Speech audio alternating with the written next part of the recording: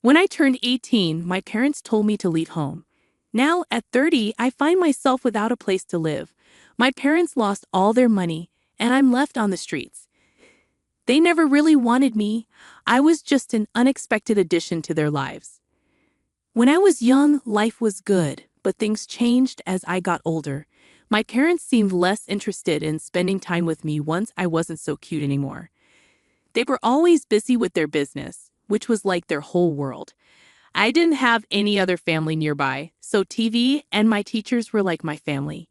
Even on my birthdays, I often felt alone because my parents were too busy to celebrate with me. They just gave me money to buy whatever I wanted. Christmas and back-to-school shopping were pretty much the same story. We barely had a Christmas tree after I turned 10, but I managed to persuade my parents to get a fake one that I could set up and take down each year.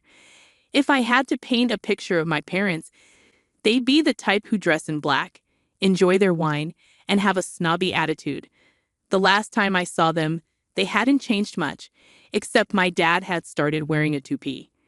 When I turned 16, I asked my parents if I could work part-time at their business, but they said there were no openings. It felt like they didn't want me there. Then, when I turned 18, they expected me to leave home since I was an adult. I was still in high school and working part-time, barely saving for college. Soon after graduation, they gave me an eviction notice and didn't help me move out. I had to rely on a friend's dad for help. I ended up in a rundown apartment, working in retail with no time or experience for college. Just a few months later, I got fired from my job because my manager seemed to have a grudge against me and kept writing me up for trivial reasons. I can't even recall what they were anymore. But I wasn't the only one treated unfairly. I reported the manager to corporate along with others who had similar experiences. Corporate investigated and eventually fired the manager for various reasons, although they kept most of it under wraps. I heard rumors about cigarette theft being one of the reasons, considering the manager was a heavy smoker.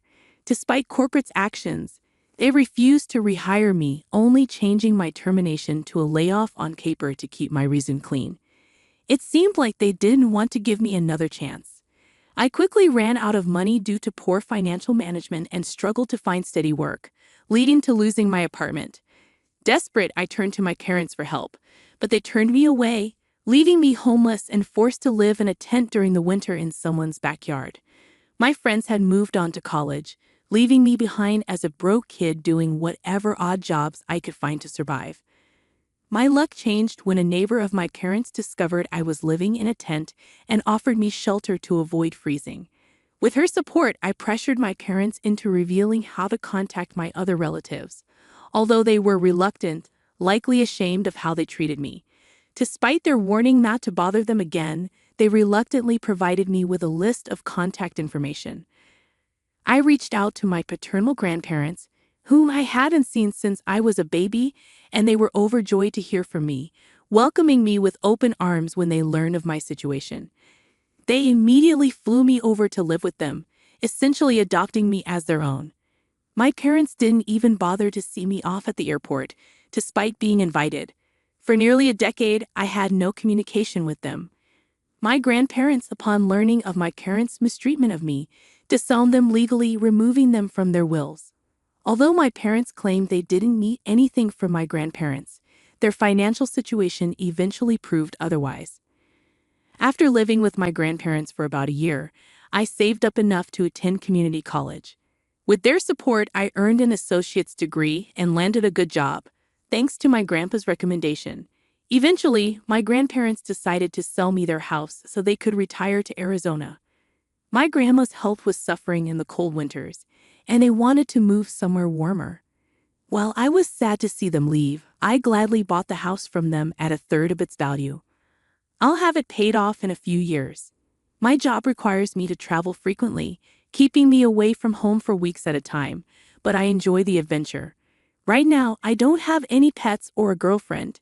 I'm focused on my career. However, I hope to find companionship in the future once I have some stability.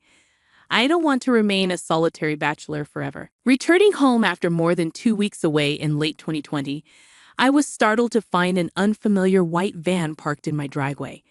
Concerned, I was about to contact the authorities when I noticed my parents' business logo on the side of the van, filling me with dread. To my disbelief, my parents had broken into my house and were making themselves at home. Despite my anger, they greeted me casually, as if nothing was wrong. I demanded they leave immediately, but they refused, arguing that it was my grandparents' house. I reminded them that they had sold it to me upon retiring, a fact they would have known had they been involved in my life. However, they persisted, claiming it was their right to stay as it was originally their parents' house. Frustrated, I retreated to my bedroom, locking the door, and called the police. When the police arrived, they were unable to resolve the situation. My parents falsely claimed they had established residency, despite having just arrived, and asserted squatters' rights, lacking evidence to the contrary, and with no surveillance footage or support from neighbors. I found myself in a stalemate. My parents even fabricated a story of a verbal rental agreement with me, and my mother resorted to tears to sway the officers. The police deemed it a family dispute and advised me to pursue legal eviction through the courts, which was complicated by delays due to the pandemic in 2020. Meanwhile, my parents remained in my home without paying rent, flaunting their victory over me. They confessed that their business had collapsed, forcing them to liquidate most of their assets to settle debts. With nothing left but their van and personal belongings, they saw my home as their lifeline for the foreseeable future. Both of my parents managed to secure new jobs after moving in. My father became a delivery driver, while my mother found work as a sales associate. While they were earning, their only contribution was towards the electricity and water bills, which essentially amounted to handing me $100 each month, accompanied by reminders of their generosity. Whenever I broached the subject of proper rent, they dismissed it, arguing that I owed them for the 18 years they spent raising me, despite not requesting reimbursement for that time. They even threatened to withdraw assistance with the utilities altogether if I persisted. Frustrated, I reached out to my grandparents to explain the situation. Though they were displeased, my parents remained adamant, asserting their right to stay in my home. My grandfather expressed regret, acknowledging that had they not sold me the house, my parents wouldn't have taken advantage of the situation. However, I reassured him that I had already initiated legal proceedings for eviction, and my parents were well aware that their stay was temporary. I made sure my parents overheard my determination as I relayed this to my grandparents. Their response was silence. My father, occupied with his delivery job 6 days a week, often kept his distance, clearly discontent with the work. Meanwhile, my mother attempted to assert control over my home during her free time. She insisted on rearranging my living room and even pushed for my parents to claim the master bedroom, arguing they deserved it as my parents.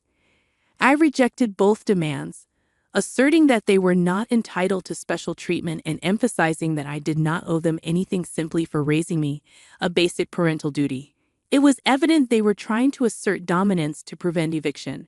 After 4 months, in early 2021, I resorted to legal action against my parents for squatting. Despite their resistance and attempts at manipulation, claiming former ownership by my grandparents and citing their $100 monthly contribution, the lack of a formal rental agreement worked in my favor. Recognizing their futile attempts, the judge ordered their eviction within 30 days. They had no rightful claim to my house. After the court ruling, they confronted me, expressing disappointment for evicting their own flesh and blood. I couldn't help but laugh, seeing the irony in their words, and labeled them as hypocrites for their previous actions toward me. Their lack of concern for my well-being spoke volumes about their supposed parental love. I owed them nothing. They attempted to lay claim to everything that was mine, but their actions hardly reflected those of loving parents. I confronted them, calling them out as snobby, deceitful narcissists, and warned them to prepare for their departure, as I wouldn't hesitate to involve the authorities if necessary. My father's anger was palpable, but my mother intervened, preventing any further escalation. With sneers and tension thick in the air, they eventually left. The final month was fraught with attempts to guilt me or ignore me altogether. I marked each passing day on a calendar in the living room, eagerly anticipating their departure date, which I circled in red. I vividly recall the relief of March 2nd, the day they were finally gone. On the very day they were legally obligated to vacate my home, my parents stubbornly remained, despite having removed all their belongings and even resorting to sleeping on the floor of the guest room in a futile attempt to persuade me to let them stay. They only began searching for an apartment after the court's eviction order was finalized. My mother struggled for weeks to secure a place, eventually settling for a small and subpar studio apartment in a neighboring city due to the limited options available on short notice. The situation bore a striking resemblance to my own experience at 18, adding an ironic twist to the ordeal. I drove my mother to see the apartment, and it was in dismal condition. The walls were an unappealing baby green, the carpet appeared decades old, and the sole window offered a view of a nearby brick wall. Lacking modern amenities, there was no dishwasher, and the stove was unusually small. The bathroom facilities were outdated, with the toilet clearly in need of replacement. The thin walls offered little privacy, as we could hear the loud arguments of neighbors in the adjoining unit. Despite my mother's attempts to evoke sympathy with sad looks and subtle hints about my apparent guilt, I feigned ignorance until she relented. They promptly signed the lease and relocated their meager belongings to the apartment over the weekend. They insisted on taking the queen-size bed, dresser, and flat-screen TV from my guest room, which they had occupied for 5 months. Fed up, I allowed them to take the items, eager to rid my house of reminders of their presence. Their reaction implied they felt slighted, but they left without further demands. As soon as they departed for good, I wasted no time changing the locks on all exterior doors. With all their belongings now in the apartment and their last night spent in my guest room, I began replacing the front door lock while they loaded their van. Their silent observation did little to disrupt my focus, and they left without a word once the new lock was in place. A wave of relief washed over me as their van disappeared down the road. I felt as though karma had finally caught up with them, and I was content to let them live with the consequences of their actions. However, recent communication from my grandparents suggested otherwise. They recently contacted my grandparents to boast about their new business venture, similar to their previous one, now operating in the same state where I reside. Apparently, they're rapidly regaining their former status, enjoying financial success, and indulging in their familiar snobbish lifestyle. I couldn't help but feel a surge of resentment. After subjecting me to homelessness and squatting in my home for months, they seamlessly returned to their privileged ways. Despite my hopes for karma to intervene, their swift resurgence leaves me questioning its existence. Update. Thanks everyone for your helpful advice. I'm starting to see the value in selling the house, especially after discussing it with my grandparents. They support the idea of me moving closer to them if I decide to sell. Moving away would also mean my parents won't be able to track me down easily, which is a big plus. I'm exploring the possibility of getting transferred to a southern location by my company, which I think I'd enjoy due to the warmer climate. Winter has never been my favorite season, especially after having to live in a tent before. Since I'm not deeply rooted where I currently live and don't have many close friends, starting fresh elsewhere doesn't seem too daunting. While I do have some sentimental attachment to this house, it's not like I grew up here, so I'm open to the idea of moving. I understand the importance of beefing up security with more cameras, and I'll be looking into that. Regarding how my parents managed to break in and deceive the police, it was shockingly straightforward. They found an unlocked window, grabbed my spare keys, and then fabricated a story about having a verbal agreement to live here. They even went as far as changing their address with the DMV online to make their claims more convincing. Unfortunately, the police didn't offer much help and just advised me to go through the eviction process. I regret not getting their badge numbers to report their negligence. Quick update. Yes, my parents redirected their mail to my house, adding another layer to their residency claim. If they stayed in my house for over 30 days with my supposed permission, squatters' rights could legally make them tenants. They manipulated the situation and used every tactic to convince the police they had the right to be there. With no clear evidence of how long they've been living in the house, It became a messy finger-pointing situation, leaving the police uncertain. This led me to pursue eviction through the courts. I did withhold the Wi-Fi password from my parents, since they weren't contributing to the utility bills. However, they found a workaround by using their smartphones as hotspots for internet access during their stay. As for suggestions about leaving negative reviews or exposing my parents' past, I've decided to take the high road and move on. However, if they're involved in fraudulent activities with their new business, I'll be watching with interest to see how it unfolds. Update 2. For those skeptical about the 30-day rule concerning squatters, here's the direct law in the USA. In many areas, if someone resides on your property for over 30 days with your consent, they can claim certain rights, legally becoming your tenants. This often requires following an eviction process. Even in cases where no permission was given, if an unoccupied property is unlawfully entered and lived in, specific rules still apply. My parents manipulated the situation by fabricating permission and misrepresenting their duration of stay in my house, prolonging the eviction process to 5 months. Now you have the facts. Update 3. 5 days later, after some investigation and discussions within the family, I've discovered some curious details about my parents' sudden resurgence into business after bankruptcy. Contrary to speculation, their venture isn't an MLM. Even they wouldn't stoop to such tactics. Their new business is notably smaller than their previous one, employing only the 2 of them compared to their former staff. Concerns were raised about potential identity theft, prompting me to monitor my credit closely, a habit I'd already adopted since dealing with their squatting situation. While I wouldn't put anything past them, there's been no suspicious activity on my credit, indicating they haven't attempted to access company funds through me. My paternal grandparents, who genuinely care for me, remain puzzled about the source of my parents' newfound wealth. Despite their attempts to reach out, my parents' calls have been rebuffed since they boasted about their success. It's evident they received no support from my father's side of the family. What about my mother's side of the family?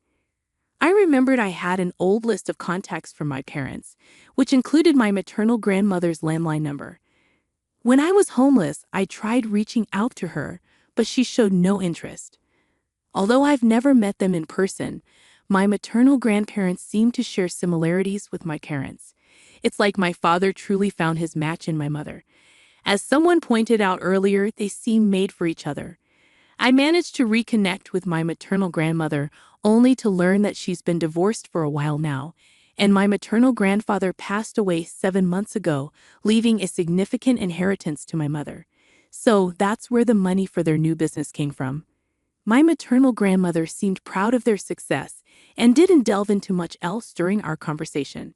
It's likely why my parents boasted to her about their achievements, especially since my good grandparents had cut them off. However, I couldn't care less, and neither could my good grandparents. Everyone on my father's side of the family has distanced themselves from my parents. They want nothing to do with them. It's not just me they've alienated. My mother's side of the family is also fractured, filled with divorcees and loners who dislike each other but pretend to get along. In contrast, my father's side is more normal and kind-hearted. Unfortunately, my father tends to burn bridges repeatedly. Even when I was born, my grandparents wanted to be involved in my life, but my parents kept me away from them for some unknown reason. I'm not entirely sure why they did this, but I suspect it's because they didn't want to face judgment for their own parenting. I would have preferred if they had sent me to boarding school or to live with my grandparents. But I suppose narcissists need someone to belittle to feel satisfied. I can only imagine the things they said about me behind my back all these years. Nevertheless, it seems my parents didn't break any laws to start their new business. At least nothing reportable to the IRS. There's no law against using inheritance money to kickstart self-employment, and my mother inherited everything from her father, including his house and land, where my parents now live. It's not the fanciest place, but it's decent, comparable to my own home. This means my parents have a place to stay without bothering me anymore. I'm considering selling my house and relocating, but unfortunately, my current employer doesn't have a branch in Arizona. So my options are either to resign and seek employment in Arizona after selling my house, or to stay put and hope my parents don't bother me again. I'm actively searching for job opportunities because I'm determined not to let my parents find me ever again. If moving proves impossible, I'll invest in installing cameras both inside and outside my house for added security. While I doubt a similar situation will occur, I want to ensure my parents never try to track me down again for any reason. If they need assistance in their old age, I won't be there for them. They'll receive what they gave, nothing. They're dead to me, and the rest of my father's family feels the same way. If I ever have children or stepchildren, I'll make sure I never become like my parents. No child should endure what I did.